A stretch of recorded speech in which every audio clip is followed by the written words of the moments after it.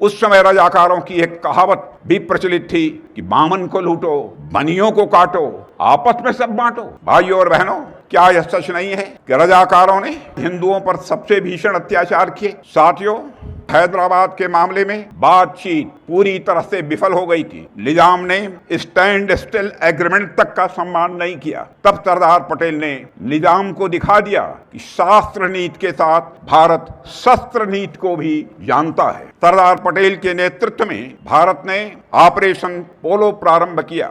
आज उस ऑपरेशन के विजय की वर्षगांठ हम सभी मना रहे हैं। 17 सितंबर वह तारीख है जब सरदार पटेल ने भारत विरोधी निजाम को भारत में विलय के लिए विवश कर दिया था। लेकिन 17 सितंबर केवल एक तारीख या दिन मात्र नहीं है, बल्कि यह दिन यह भी संदेश देता है, इस बात का भी संदेश देता है कि भारत की एकता, भारत की अखंडता के हर दुश्मन को सिर्फ कुछ यदि मिलेगी तो केवल और केवल पराजय मिलेगी।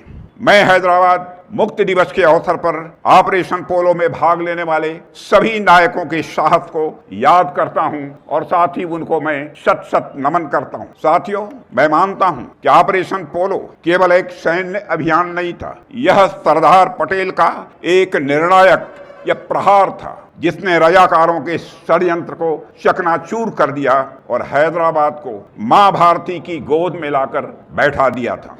बेहद अफसोस की बात है कि आजादी के बाद 7 दशकों तक इस ऐतिहासिक घटना को याद करने और उसे उचित सम्मान देने का काम जो सरकारों के द्वारा किया जाना चाहिए था वह नहीं किया गया। मैं पूछता हूं कि किसी ने युवा पीढ़ी को उस दिन के महत्व से जोड़ने का प्रयास क्यों नहीं किया? क्योंकि पिछली सरकारें अपनी तुष्टीकरण की नीतियों में फंसी रहीं और डर के कारण इस दिन को मनाने से भी लगातार वह बचती रही हैं। हिंदू और मुसलमान चाहे किसी भी धर्म का मानने वाला कोई भी क्यों न हो, भारत ने कभी भी किसी के साथ कोई भेदभाव नहीं दिखा। हमारे देश के ऋषि और मनीषियों ने सारे विश्व को यही संदेश दिया है कि यत् पिंडे तत् ब्रह्मांडे, जो पिंड में है वही ब्रह्मांड में है, जो जड़ में है वही चेतन में है, जो छोटे में है वही बड़े में है, जो सूक्ष्म में है वही विवर्त में है, जो मेरे में है वही तेरे में है।